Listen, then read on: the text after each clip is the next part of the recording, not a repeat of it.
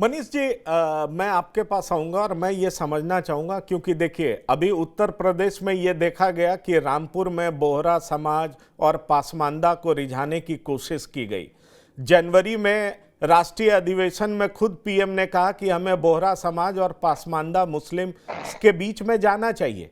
आपकी पार्टी की भी अल्पसंख्यक मोर्चा की बैठक हुई, मीटिंग हुई, जिसमें रविशंकर प्रसाद, सुशील मोदी सरीखे नेता पहुंचे और उन्होंने ये कहा कि अब अल्पसंख्यकों को ये बताने की जरूरत है कि जनसंघ या बीजेपी उसकी विरोधी नहीं है बल्कि उसका हितैषी है। और प्रधानमंत्री का जो नारा है सबका साथ, सबका विश्वास, सबका विकास, इसको जन जन तक पहुंचाने की कोशिश की जानी चाहिए।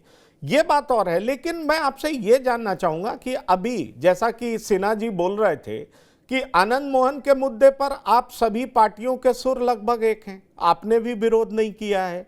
क्या ये माना जाए कि ये 15 से 42% या कहीं सीमांचल में कहें 35 से 70%, ये संख्या वो वजह है जो आपके अपने स्टैंड को डाइल्यूट करने की वजह बन रही है? नहीं, देखिए, स्टैंड से डाइल्यूट होने का कोई मतलब ही नहीं बनता पंकज जी। मैंने पहले ही कहा कि आप उनके बयान से अगर इस डिबेट की शुरुआत आपने करी है तो बड़ा स्पष्ट है कि अभी जैसा कि सुदीप जी ने भी कहा और हमारे यहाँ देखिए, आपने अभी अल्पसंख्यक मोर्चा की हमारी बैठक की बातें कही। पार्टी का विस्तार हो रहा है। अब विरोधी हमारे चाहे जिस रूप में उसको बताए, लेकिन यह बात बड़ा स्पष्ट है कि जो भी राष्ट्रवादी सोच के लोग हैं वो लोग जुड़ते हैं, जुड़ रहे हैं, लोग भ्रमित करने की कोशिश करते हैं, लेकिन लगातार पिछले 9 वर्षों से जब उनके हित का काम हो रहा है हर जगह आप देख रहे होंगे। गुजरात की बात होती थी तो गुजरात में दंगों की शुरुआत, दंगे जब हुए गोधरा के बाद कितने दंगे वहां पर हुए, लेकिन उसकी अपेक्षा अगर दूसरे राज्यों की तुलना करेंगे तो गुजरात से ज्यादा कहीं दंगे हुए। मुसलमानों की सिक्योरिटी की भी बात है, बहुत ऐसे विषय है, तो मैं उस पर नहीं जाऊंगा। मैं इसलिए कह रहा हूं कि आइडियोलॉजी से हटने का कोई मतलब ही नहीं बनता है, वह बिल्कुल स्पष्ट है और उससे कोई समझौता भी नहीं है। निश्चित रूप से जो हमारी राष्ट्रवाद की कल्पना है उससे कोई समझौता नहीं है, लेकिन सवाल यह उठता है कि जहां पर सबका साथ, सबका विकास, सबका प्रयास और सबका साथ की बात होगी, जो प्रधानमंत्री जी का मूल मंत्र है, आज तक 9 वर्षों में उन्होंने किसी भी अपने एक एजेंडे, एक कार्यक्रम में भी इस सिद्धांत के विपरीत कोई कार्य नहीं किया। तो वह अगर दिख रहा है तो निश्चित रूप से एक वर्ग ऐसा है जो कि कहता है कि नहीं, लोग तो सिर्फ वोट की बात करते हैं, भारतीय जनता पार्टी काम की और विकास की बात करती है। जहां तक सीमांचल की बात आपने कही पंकज जी, तो मैं आपको बता दूं, सीमांचल में वहां से हमारे सांसद जीते हैं। सीमांचल क्षेत्र से जहां किशनगंज हमने जीता है, पूर्णिया जीता है, कटिहार जीता है, अररिया, ये जितने वो जो 4 लोकसभा सीट है वो 4 लोकसभा सीट हम जीते हैं।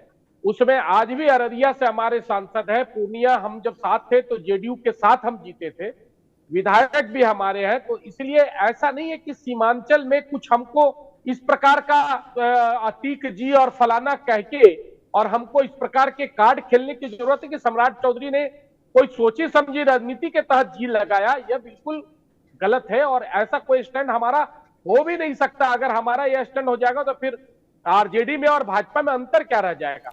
हमारी जो लड़ाई है वो इन्हीं विचारों की तो लड़ाई है।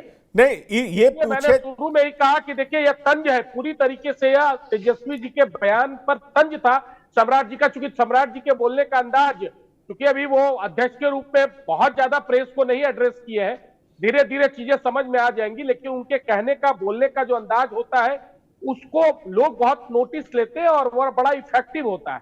इसीलिए सम्राट जी ने जो तेजस्वी जी का बयान था उस पर उन्होंने तंज कसा और उन्होंने कहा कि अतीक जी, इसलिए उन्होंने जी लगाया है और अदरवाइज कुछ भी नहीं है। बीजेपी का स्टैंड बिल्कुल क्लियर है, विकास की बात है, हम विकास के लिए जो भी व्यक्ति है, हमारा जो भी बिहार की 13 साढ़े 13 मनीष जी, मैं ऐसा इसलिए, मैं ब्रीफ आंसर चाहूंगा और फिर इसका जवाब भारती जी से लेना चाहूंगा। मैं ऐसा इसलिए कह रहा हूं कि बिहार में अभी भी इफ्तार पॉलिटिक्स चरम पर है। आज भी कांग्रेस पार्टी इफ्तार कर रही है। कुछ दिनों पहले तक आपके पार्टी के नेता इफ्तार में नहीं जा रहे थे, लेकिन अमित शाह जब बिहार के दौरे पर गए और उसके बाद आपके पार्टी के नेता भी इफ्तार में जाने लगे।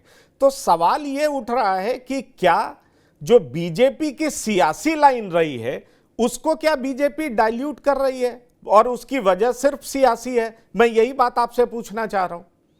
नहीं, बिल्कुल। देखिए, आपको याद होगा पिछली बार जैसे हमारे सुशील मोदी जी वो इफ्तार पार्टी देते रहे, कई ऐसे लोग हैं जो देते रहे, शहरवाज जी देते रहे, कई लोग जो देते रहे, जो जाते रहे, वो कल भी जाते थे और आज भी जाते हैं।